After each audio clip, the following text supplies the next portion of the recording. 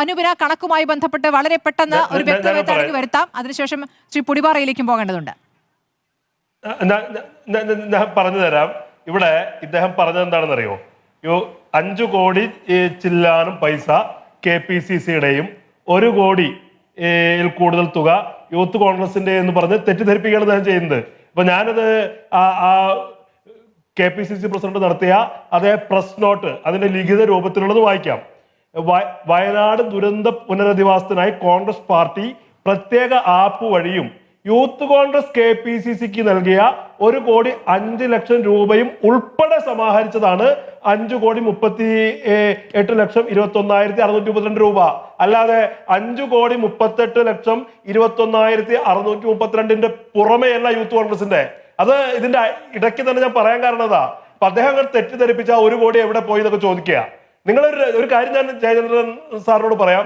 നിങ്ങളൊരു രാഷ്ട്രീയ പാർട്ടി നടത്തിയ ചാരിറ്റിയെയും ഒരു ഗവൺമെന്റ് ചെയ്യേണ്ട ഭരണ നിർവഹണത്തെയും താരതമ്യം ചെയ്യേണ്ട.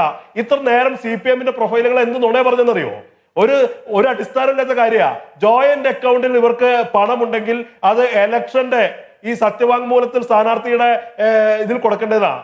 ഒരു സാമാന്യ ബുദ്ധിയുള്ള ആളുകൾക്ക് ഒരു ട്രസ്റ്റിന്റെ ഭാഗമായി ഒരു സംഘടനയുടെ ഭാരമായി ഒരാൾ ചെയ്യുന്ന തുക വ്യക്തിഗതമായ സ്വത്ത് സമ്പാദനത്തിന്റെ പരിധിയിൽ പെടില്ല എന്ന് അറിയില്ലേ? പക്ഷെ ആളുകളെ തെറ്റിദ്ധരിപ്പിച്ചുകൊണ്ട് പച്ച നുണയെ അങ്ങനെ ഒരു അക്കൗണ്ടേ ഇല്ല. അക്കൗണ്ട് ഉണ്ടെങ്കിൽ ഇത് കാണിക്കുമായിരുന്നു.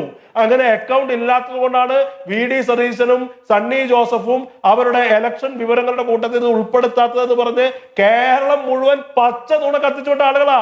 അതാണ് ഓഡിറ്റ് ചെയ്യപ്പെടേണ്ടത്. ഒരു കാര്യം പറയാം, ഇത് ഈ കണക്ക് പുറത്തു വന്നതോടുകൂടി ഈ പറയുന്ന പച്ച നുണയ്ക്ക് സാങ്കത്യമില്ലാതായി.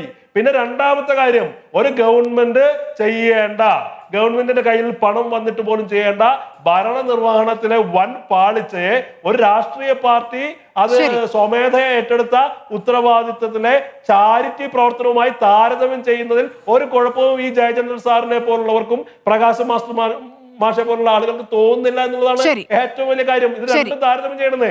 ഞങ്ങൾ ആ താരതമ്യത്തിന് വസ്തുത വെച്ച് നിന്ന് തരാൻ തയ്യാറാ. ശരി.